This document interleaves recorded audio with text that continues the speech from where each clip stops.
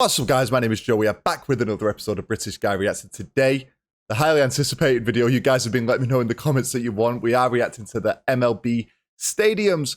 If you are new around here, please do subscribe to the channel. Give the video a like. Go and check out my gaming channel. MLB The Show is coming out at the end of the month, and we are going to be starting a career mode on that. And we also have an NHL Be a Pro career mode going, NFL Be a Pro career mode going. So come and join the fun over on the gaming channel. We're going to dive straight into this video. Let's go. Major League Baseball stadiums might not have the size of NFL stadiums or the intimate atmosphere of NBA/NHL arenas, but out of all of North America's leagues, it has the most interesting venues in my That's what you guys have been telling me. Pretty much every ballpark has a ton of different quirks, different seating options, and the way they pay tribute to the city or team's history is unparalleled. So with that being said, here are the Major League Baseball stadiums. American Family Field, Milwaukee Brewers. We start off with one of the more distinctive ballparks in all of baseball, in particular the unconventional fan-shaped roof, which I believe is the only one of its kind in the world. This looks awesome already. This is a good place to start. These aren't ranks today, so they are in any order. This is really nice. Pretty cool design. It looks like two giant arch bridges from the outside. From the inside, it has a bit of an industrial look, with exposed steel everywhere. There is plenty of natural light that flows into the stadium though, and that is important because unlike some stadiums with a retractable roof, this one has real grass. But they do what's going on over here? Is this a slide that I'm seeing over on the left? This yellow thing. What is going on here? I hope it's a slide. That's cool. Gets a bonus point if it is. actually have to bring in those artificial sunshine lamps to maintain it. If you're like me and were curious about that big yellow slide over there, well, the mascot, Bernie Brewer, slides down it after the Brewers hit a home run. So you know it's been a good game for the Brewers if the mascot has a mild electric current running through him. Angel Stadium. I mean, this picture's not doing it any justice. It looks like it's got like a destruction derby thing going on in the middle of it, like a monster truck track. What is going on in the middle of that? It's also just in the middle of a parking lot, but maybe this was whilst it was being developed, maybe. Looks that way, doesn't it? Los Angeles Angels. It's one of the few stadiums to initially be built as a purpose-built baseball venue, then converted into a multi-purpose stadium later on, and then converted back into a ballpark successfully. The most famous feature here would have to be the big A sign, which is as old as the stadium itself, but it's no longer in the stadium itself. So the most famous feature within the stadium itself sits where there was a grandstand during the football days, and that is the rather spectacular man-made waterfall, or cascades I guess. Spectacular? I don't know if I'd go as far as spectacular. It's pretty cool. Yeah, other ballparks have water features, but none quite like this. You might wonder why they went for such an extravagant display, but then you remember that the team was owned by Disney in the late 90s when this was added. And then it makes perfect sense. Maybe the picture doesn't do it justice. They probably got the same people that worked on Disneyland rides such as... I'm not much of a Disney person, to be honest. I have more refined taste in entertainment. It's not bad, to be fair. SpongeBob mainly. Cardinals. Busch Stadium, St. Louis Cardinals. It was built roughly on the same site as the previous Busch Stadium, which was pretty much the perfect example of a concrete donut. Of course, they don't make concrete donuts anymore because too many cops were breaking their jaws. Actually, no, I hate that stereotype. Everybody likes donuts. Of course, cops do as well. Anyway, it features some more bridge action, except this one intentionally looks like a local bridge. But that doesn't come close to being the most extraordinary structure you get to view while visiting the stadium. The seating bowl opens up to a rather splendid view of the St. Louis skyline, including this monochromatic rainbow thing known as the Gateway Arch. That's another aspect that I love about baseball. Due to the nature of the playing field, it allows for outfield seating to be kept minimal, which allows for some stunning backdrops. So I will say here, like in previous videos, I said I don't care about what's in like the background or stuff, because especially in the soccer stadiums, I was saying it because soccer's a constant game. Football is a constant game. Like there's not stops in play. You're watching the field, you're watching the players. But this is actually really nice. Baseball, I know there's a lot more stoppages in play. It goes on for a long time, right? So this could kind of make a difference. It's a really beautiful backdrop. Really nice. Well done, Cardinals. That's another aspect that I love about baseball. Due to the nature of the playing field, it allows for Chase Field, Arizona Diamondbacks. Well, this is very different to This the others. boxy looking ballpark has one of the earlier examples of a retractable roof, and that's why, as you'll see later on, it's not as sleek as some of its more modern counterparts, particularly from the outside. But I'm sure the Diamondbacks fans could not care less, because it's protecting them from what is some of the harshest sunshine of any MLB city. Fair Also, enough. the inside is what matters most, and it's looking pretty good. It has a fairly similar layout to Milwaukee, but with 3 tiers instead of 4. A few other differences are the fact that they recently replaced what was a natural grass field with synthetic turf. Also, all of those big windows over there can actually open and close. And Nice. there is a nice little swimming pool to cool off at. I don't think it's quite big enough for everyone at the stadium, but it's better than nothing. The rich boys and girls. It's pretty small though, isn't it? But if you can afford it, it's pretty cool. Oh, this is nice. Citi Field, New York Mets. It was built alongside the Mets' former home, Shea Stadium. An iconic venue, but one they would have been pleased to move out of, especially when this is the alternative. The facade resembles Ebbets Field, a former stadium in the city that was demolished before the Mets even existed, so that's an interesting choice. I suppose it's better than replicating the exterior of Shea Stadium, which made commie blocks look avant-garde. Yo. There is at least one tribute to their previous home, and that is this big apple known as the Home Run Apple. This one's actually from Shea Stadium. But on the inside, there's a new one specifically built for Citi Field that rises after a Mets home run. I believe these were commissioned in an effort to prove that the Mets were New Yorkier than the Yankees. Oh my word, more bridgeage. This one's a replica of Hell's Gate Bridge, which connects Queens and Manhattan, if I'm not mistaken. What's with baseball and bridges? What is it with baseball and bridges? Let me know. The Citizens Phillies. Bank Park, Philadelphia Phillies. Straight away you'll notice the roofs done up in that distinctive shade of green known as copper patina, aka Statue of Liberty. Okay. Made of copper, turns green over time, hence patina. Anyway, it's rather nice. Not that you get to see much of it when actually attending the stadium. What you will notice is that the seating is very angular. Usually behind home plate there's more of a curved seating bowl. I don't really like that. I'm not going to lie. It does look very, as he said, angular. Not a big fan there. You'll also notice that the field is sunken into the ground, 23 feet to be precise. And there's a giant replica of the Liberty Bell, complete with a crack. Yet the sound is perfectly normal. Something's not right. I'm thinking this bell is about as genuine as Taco Bell.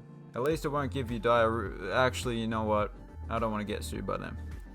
What are real are the trees that make up the batter's eye. That certainly beats a blank wall, at least aesthetically speaking. America Park, Detroit Tigers. Once more, the field is sunken into the ground quite deep, so the exterior is one of the least imposing you'll see. But then again, there are some giant tigers outside that can roar, and their eyes can light up. Looks like a theme park entrance, don't you think? Actually, no, that's just the ones on the inside, but these ones have recently taken up karate. It's jiu-jitsu. Oh, jiu-jitsu, sorry. So they more than make up for the less imposing exterior. Since Chase Field converted to synthetic turf, this is the only keyhole path remaining in Major League Baseball. It's just a strip of dirt, I know, but it was quite common back in the day, and I'm glad there's at least one example left. Well, there are plenty of minor league ballparks that still That's a beautiful shot right there. It's really nice.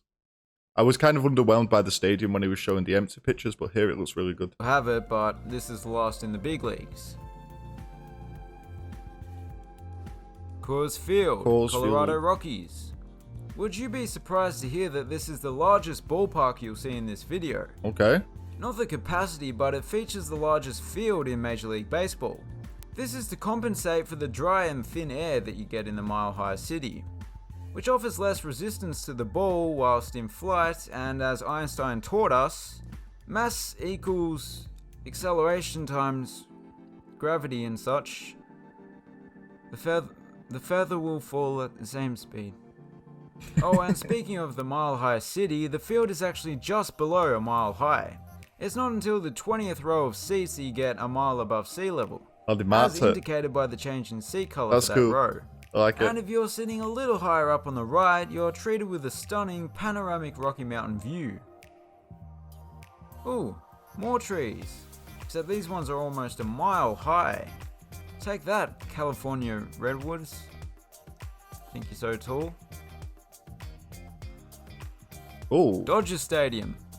this one looks like it slopes upwards from like the batting plate. I quite like this, you know. It's a smooth design. I Angeles like it. Dodgers.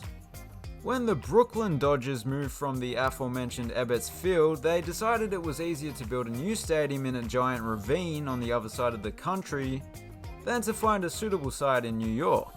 A good decision, there are certainly less rain delays here. The field being so far below street level on this side means there really isn't much of an exterior to speak It's kind of ugly there though, isn't it? When this was built in the early 60s, it was getting into the era where multi-purpose stadiums were taking hold. But thankfully there was no need for a new football venue in the city, so it was built as a baseball-specific venue. And unlike Angel Stadium, remained that way throughout its history. It's actually the biggest baseball-specific stadium in the world, but it's technically not the biggest MLB stadium. I'll get to that later.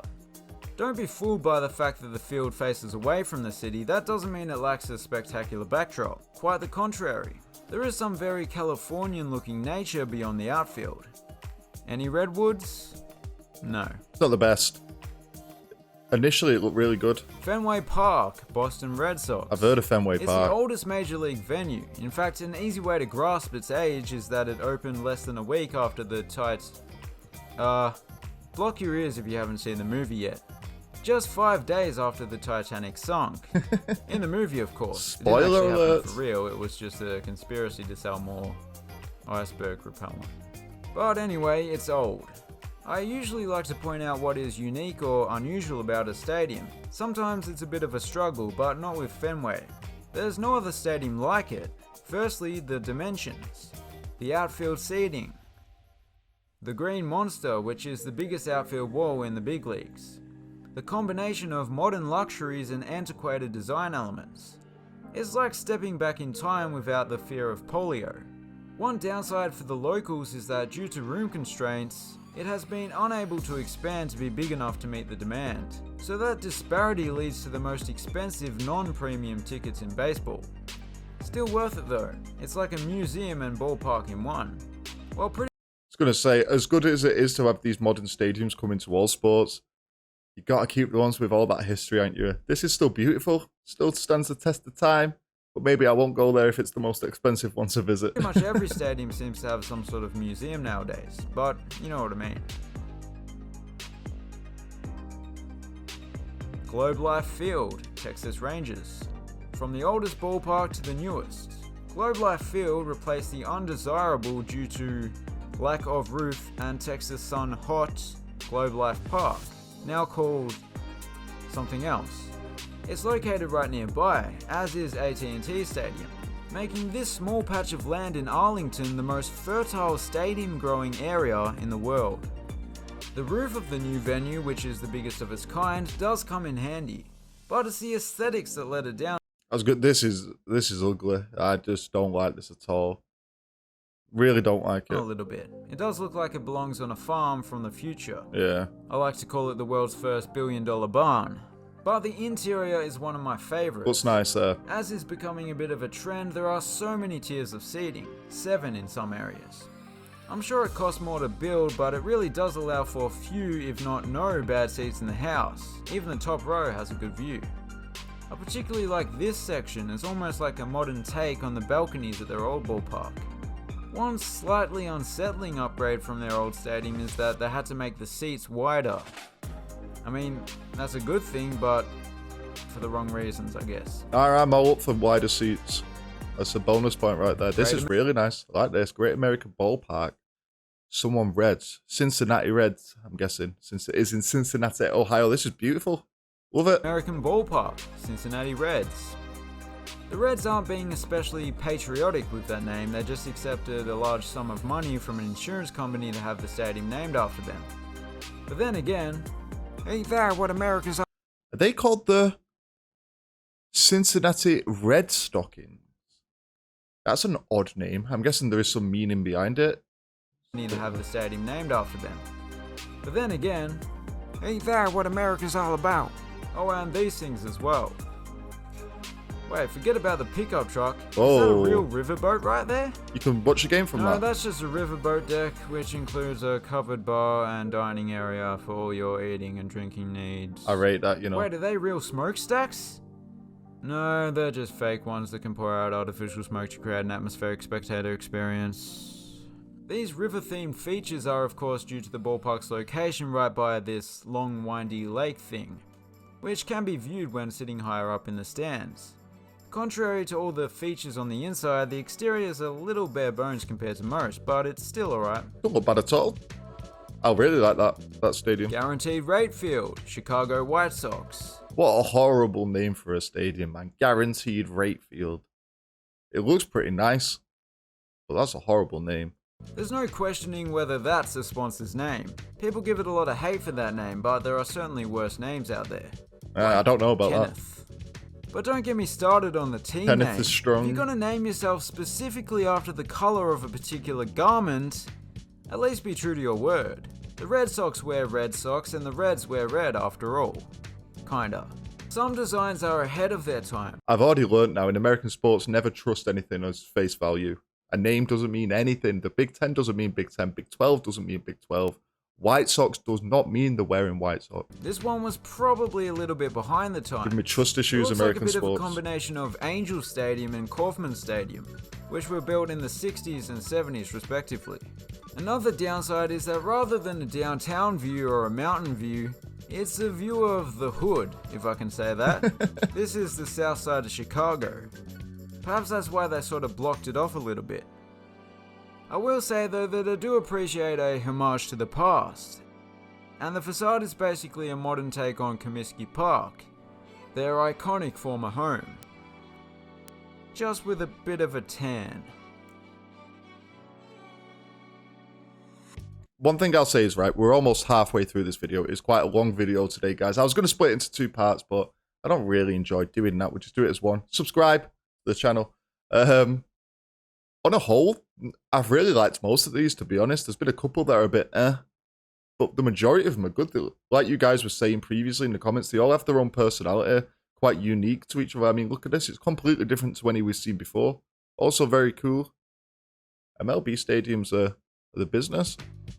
Kauffman Stadium, Kansas City Royals. Just like its football counterpart right next door, Kauffman Stadium is nearly 50 years old, but it's a design that has pretty much stood the test of time. It might not be the most aesthetically pleasing, particularly the exposed concrete exterior, which was very common back in the day, but renovations over the years have added some nice modern touches, and overall I think it looks rather nice. I like how the top tier of seating comes to a point, matching Arrowhead Stadium. Actually, back in the day they had matching seats as well. The video board here is huge. For a while it was the king of all video boards, the biggest in baseball. But as you'll see later on, it has been bested. It kept the crown because... you know how much that would cost to move to Cleveland? Oh, spoiler alert. It has a seemingly serene backdrop, but there's actually a major highway right there. Is that a Holland flag in the background? Why is there a Holland flag here? Did he say? I zoned out when he was talking there, if I'm being honest. Maybe you told me. But there's actually a major highway right there. Lone Depot Park, or Lone Depot Park in American, Miami Marlins. This is one of the more distinctive designs in baseball. Instead of the tried and true retro classic or retro modern that were the go-to options when this was built, the Marlins went for a more futuristic take, which resembles an arena more so than a ballpark, particularly the exterior. The Jetsons-esque design certainly isn't for everyone, but I applaud them for daring to be different, and I'm not sure a retro stadium would suit Miami anyway. I mean, how many bricks do you see here? An Art Deco design maybe, red brick, I don't know. Anyway, I didn't actually need to show you stock footage because you get a great view of Miami's skyline from the seats, due to these sliding windows. I love that asymmetrical scoreboard, but one thing I wasn't a fan of initially was the shade of green that they painted the outfield walls in. A bit garish, but thankfully they changed that. Make for a nice green screen though. I'm not gonna lie, I could film some videos in front of that wall. This one, I actually quite like it, you know. I can imagine a lot of people don't like it, just because it doesn't really stick with the traditions of the other ones that we have seen so far. Like you said, it's more like a modern, it's more like a football stadium than a ballpark, but I quite like it. The thing that changed was the natural grass, which was recently replaced with synthetic turf. I guess year on year, the synthetic turf is getting better and the cost savings become more attractive. Minute Maid Park, Houston Astros. This looks pretty cool. It was the first MLB stadium to open in the 21st century. And as you can see, they still hadn't quite perfected the retractable roof aesthetic design yet. But it's a little bit more interesting than Chase Field, from the aerial view at least. The best part about this stadium is probably the fact that it was built on the site of the former Union Station, and they incorporated some of the building into its design. Okay, that doesn't look all that special, but due to this history, I like it. The Astros wanted to keep going with the locomotive theme by adding a train within the stadium. Yeah, sat atop this old-fashioned stone viaduct-looking thing is a full-size model train. I hope it's not powered by coal because, in lieu of trash cans, smoke signals might be an option. Behind the train is the world's largest sliding glass door, which slides along with the roof, so the stadium really opens up. There are a ton of gimmicks here. It's pretty far from a purist ideal ballpark, but it's fun. You gotta give it that. Well, I'm not a purist, so your guys might differ to mine. I quite like that though. This is what is going on here? Nationals Park, Washington Nationals. I'd imagine that at least a few dozen tourists over the years have wound up here when they meant to visit a national park. But who needs Yosemite when you have these drab facades made from steel and glass? Wait, Yosemite? They must have really gone off course. Anyway, calling it drab was perhaps a bit harsh, but I don't like just this. comparing it to some of the others we've seen so far, it kinda is. The interior is a lot better in my view. Speaking of views, Washington's skyline is not the most grandiose, but features some of the world's most famous buildings. Look, there's the US Department of Transportation building. Wow. One day I'll see it in person. As a bit of a nod to the ballpark's proximity to the US Navy Yard. They have ghosts. Ooh, that could be a bonus point. Look, they got a ghost. Look at this guy. And another one. This one's okay. They've included a foghorn which sounds off after every Nationals home run. Nah. A surface-to-air missile was deemed over the top. Bit of a shame. Also, I could be seeing things, but this section here reminds me of an aircraft carrier. In a way. Sort of. No? You're not seeing it? Alright, let's move on. Let's move on. The Coliseum. Oakland Coliseum. Oakland Athletics. I like this. It's a stadium with a prestigious name that it doesn't live up to. Actually, you know what? Perhaps Coliseum is the perfect name for it. Just like the one in Rome, it's crumbling, it lacks any shaded seating, and it has a sewage system that predates toilet paper. Hence the large amount of foul territory. Okay, we've got all the negatives out of the way, let's talk about the positives. Field. Field is good. I quite like it. Nice grass. Oh, and it actually has a few hundred more seats than Dodger Stadium, but I like it's got a proper name. Which leads me into my least favorite feature, one of the most frustrating design elements of any stadium. And that is Mount Davis, an extension that was added for the Raiders, and now sits there with a tarp on it serving no other purpose than blocking what was a decent panoramic view, and rubbing salt into the wounds of the downtrodden people of Oakland. Okay, I don't want to sound like they've just been through a war, but the Warriors go to San Francisco, and the Raiders leave to another state altogether. That's a tough pill to swallow. Hopefully the A's can stay and build themselves a new home. Oh, I mentioned San Francisco, here's an interesting little tidbit. If you were standing up top on a clear day, you can actually see Oracle Park, home of the San Francisco Giants. Okay. Ignore the fact that I used the Oakland Coliseum's non-commercial name just so it would be right behind Oracle Park in the alphabet, in order to do this smooth transition. ignore that. I want to keep it smooth and now I've forgotten what I was saying. Oh yes, they're the only two stadiums in Major League Baseball that can see each other, so to speak.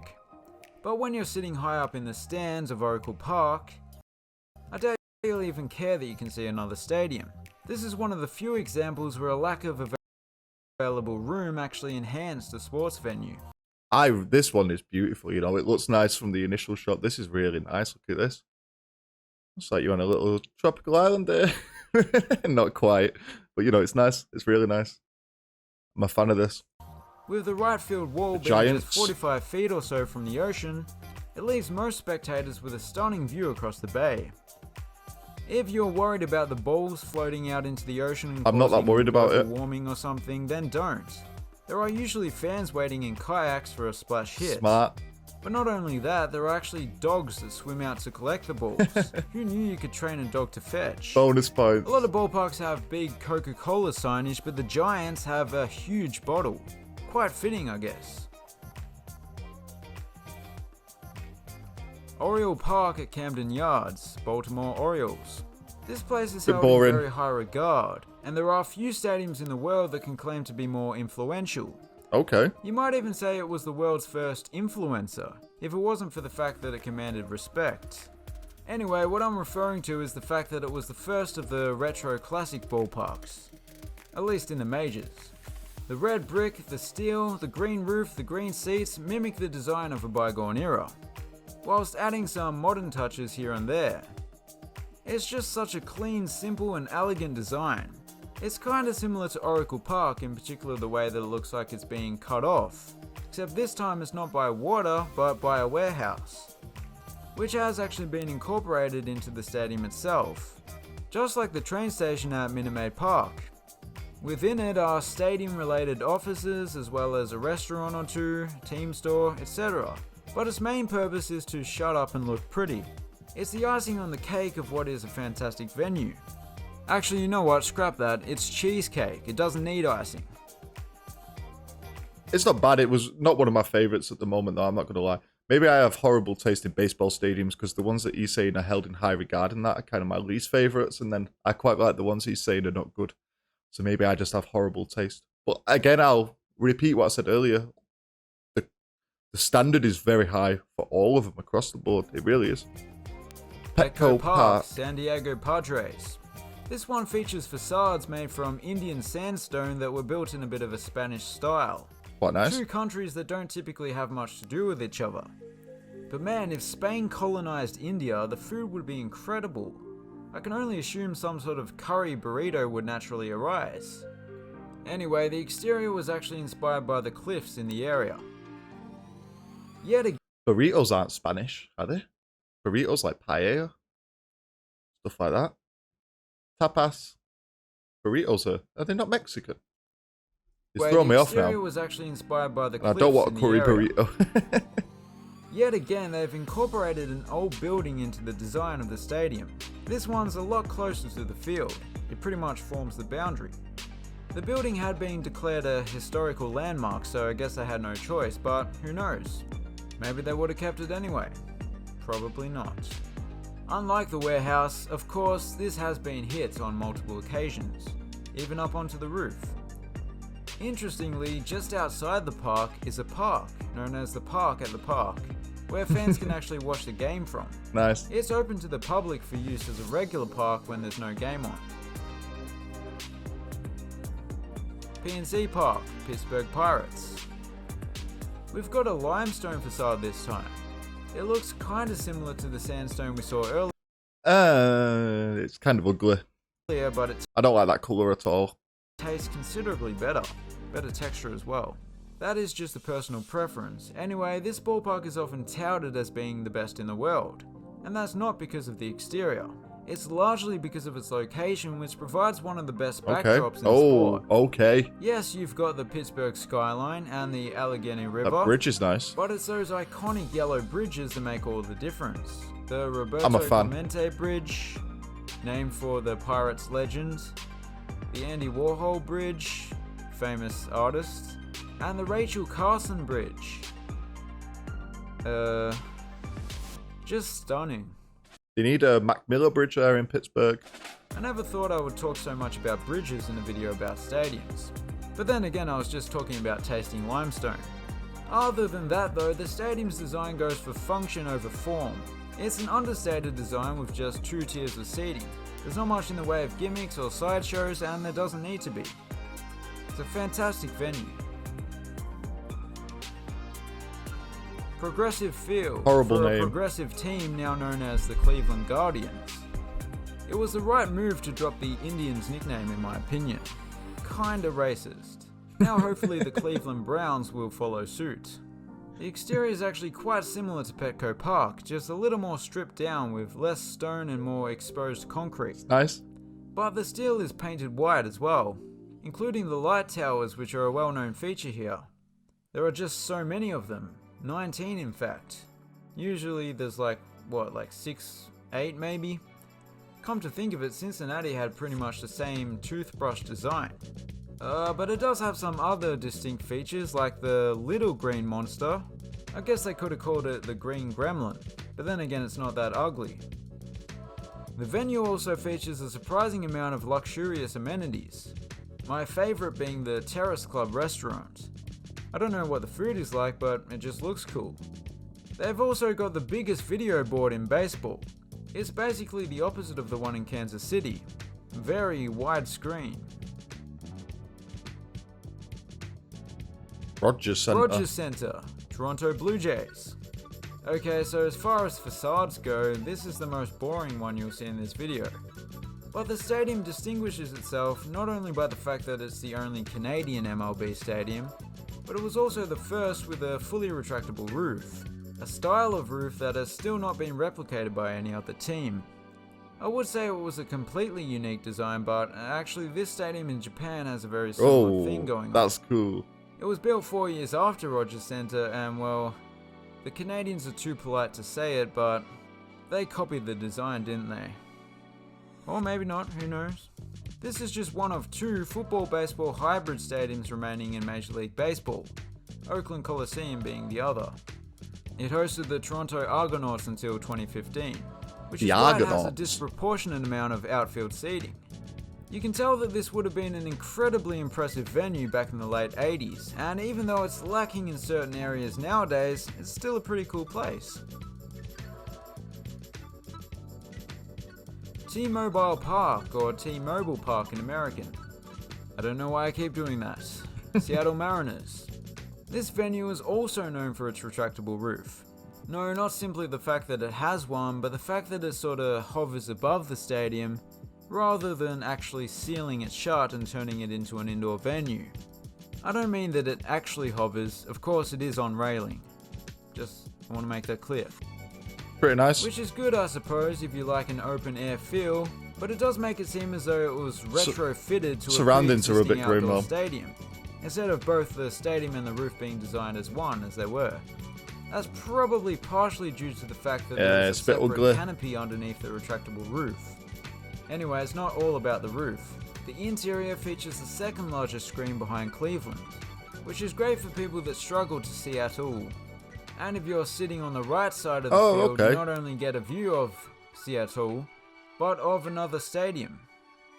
Oh, that's the Seahawks one we've seen in another video, and the MLS video it also appeared in. Target Field, Minnesota Twins. The Twin Cities have some fantastic stadiums, and this one's no exception. Twin Cities, that's why they're called the Twins. I love these facades made from different shades of tasty limestone, but most of all, I really love the lines on this stadium. Not the foul lines, they're pretty standard, but you know, in the same way you would describe a sports car, the design has a certain flow to it. One strange but interesting feature is, well, see how there's a section of seats in the middle there that's a different color? Well, that's because they're actually wooden seats, the backs of them at least. This was purely an aesthetic choice, and it adds a little bit of an old-fashioned charm to an otherwise modern venue. It's a fantastic ballpark, but one downside is that it's the farthest north Major League Stadium that doesn't have a retractable roof, so it might get a little bit chilly from time to time, but no big deal. Tropicana Field, Tampa Bay Rays. Field. The exterior is a little blancmange in the literal sense. See, it looks like one of these things. In fact, in 2016 it was voted as the ballpark most reminiscent of an obscure dessert. Another poll that it ranks highly in is the worst Major League ballpark, although Oakland tends to take the title. Really? The Coliseum is the worst one? Let me know your guys' thoughts on that one.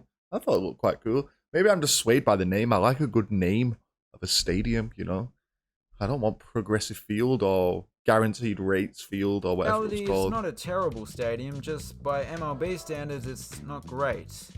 It's the only remaining Major League venue with a fixed roof, but I suppose if it was going to be anywhere, it should be somewhere where the humidity is high and hurricanes are nigh. It's the smallest Major League stadium officially, however that is simply due to the large amount of seats that are being topped off. They're seats with an obstructed it's got a roller coaster in there. Catwalks. But it's not as if they would have been filled very often anyway. Something I find odd is that when the Rays played their first season here, the stadium was already 8 years old. Truist Park, Atlanta Braves. This is the farthest ballpark from downtown. The Braves made the move from very near the center of the city out to the suburbs, which is closer to the center of their fanbase. Clearly it was a prudent decision because they averaged the second highest attendance last season, and I can't think of any other reason that would be the case. Kind of ugly. They sort of brought the city with them though. Next door they built this entertainment district called the Battery Atlanta. The ballpark itself features the largest canopy of any outdoor MLB stadium. Still small by European football standards, but its purpose is to shade rather than shelter from rain. Not bad there. It's a compact venue where all the spectators are quite close to the field, but I'm disappointed with one thing. The home of Coca-Cola doesn't have a giant Coca-Cola bottle, just a lousy sign. Steel New Yorks, the Giants. Giants. It does, however, according to a lot of people, have the best food of any ballpark. Okay. And I'll take that any day. That's a bonus point right there. The Cubs. Wrigley Field, Chicago Cubs. The name has a somewhat similar story as Busch Stadium. It's not named after Wrigley's, the gum manufacturer, but the man behind Wrigley's, coincidentally named Wrigley. It's a toss-up between here and Fenway Park as to which is baseball's most iconic venue. Obviously, age has to do with that. And given its age, there's no surprise that it does have some restricted views and is lacking when it comes to modern amenities. But much like Fenway Park, it makes up for that with some very interesting quirks. There's no green monster, but the outfield wall here is also unique. Instead of padding, it features the more elegant looking brick walls covered in ivy. It's not poison ivy either, so you can eat as much as you like. Other features that make Wrigley stand out are the hand-operated scoreboard, That's cool. the famous marquee out front, and of course the rooftop seating on the adjacent buildings. That's so weird. Yankees. Yankee Stadium, New York Yankees. Being the most successful franchise in MLB history, they built the most expensive stadium in baseball history, at well over $2 billion. Whoa, $2 The Red billion. Sox might have the most expensive standard seats, but the Those Yankees look very have the nice, most though. expensive premium seats, some of which can go for up to $10,000 on the secondary market. And actually a bit of a criticism of the stadium is that it seems to cater for the wealthy more than most. Though in many ways it's a flashy modern stadium, there are several nods to the old Yankee Stadium, such as the limestone facade, It's nice. as well as this frieze that runs underneath the roof, and of course the dimensions are the exact same, and really overall it just looks very similar. The Yankees got off to a great start here by winning the World Series in their first season at the stadium, but they've yet to win one since. You do have to question whether it was worth nearly 3 times the cost of Citi Field, but I guess it probably does generate a lot more money. And those... Okay, guys, so that was the MLB, it says 2022 stadiums. I'm guessing not much has changed, though, in a year. There was a lot of stadiums in there. Well done to you if you've made it to the end of this video. If you did enjoy the video, please do subscribe to the channel, give the video a like, comment down below. My final thoughts would be that MLB stadiums, on a whole, are a very high level. They're all very unique, very different, quirky. Some of them have some gimmicks, but are quite cool at the same time. So I was impressed. This is probably the most impressed I've been with like a league's stadiums. So congrats to the MLB. I'll see you for the next one, guys. Take it easy. Peace.